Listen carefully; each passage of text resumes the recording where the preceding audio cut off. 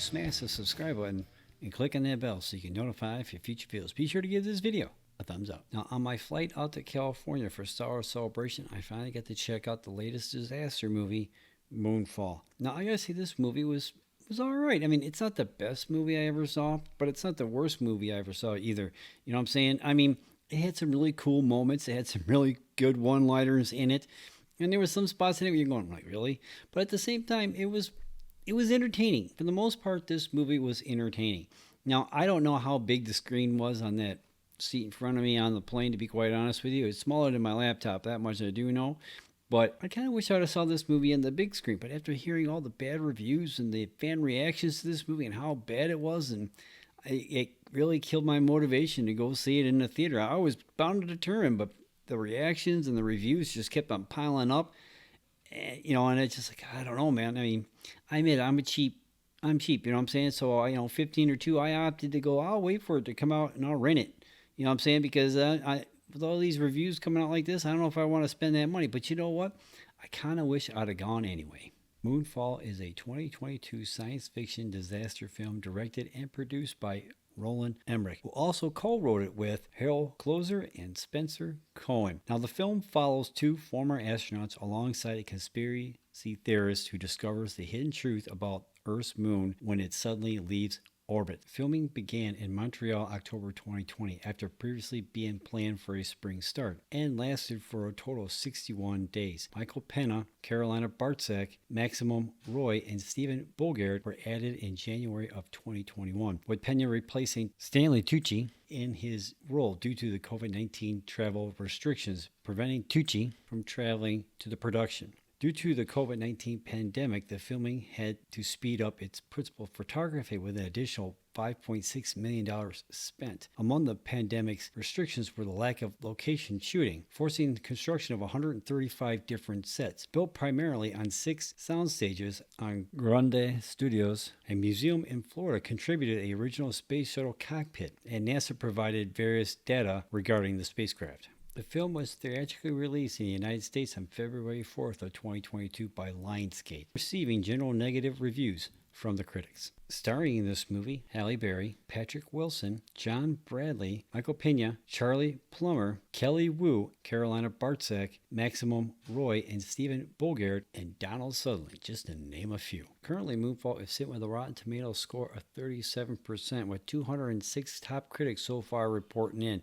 Now, over on the audience side, it's sitting with a score of 70% out of 1,000 plus fans telling you what they think. Now, almost 3/4 of that 1,000 plus fans actually like this movie. I'm one of them. I mean, I'm not saying this is like the best movie I ever saw, but it was entertaining. I had fun watching this movie. I kind of wish I would have seen it on a bigger screen other than the one on the back of the seat of the airplane.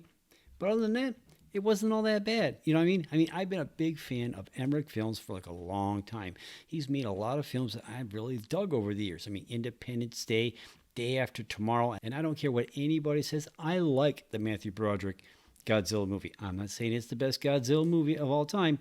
I was entertained. I liked it. I thought it was a lot of good funny moments in it, some pretty good action sequences in it. I liked it. I had a blast seeing that thing in the theater. Now, whether or not where it ranks with all the other Godzilla movies, that's a topic for a whole nother video, and I actually did a whole series on the MonsterVerse, so please check them out. Now, with a budget of $138 to $146 million and with a box office of only $58 million, it's safe to say there will not be a sequel to this movie. Even though I read somewhere, and I think it was Screenrant, saying if like Emmerich wanted to do a sequel to this, he might be able to get someone to actually do it for like a smaller budget, but with it not even cracking $100 million, I doubt anyone's going to back this movie. I doubt it.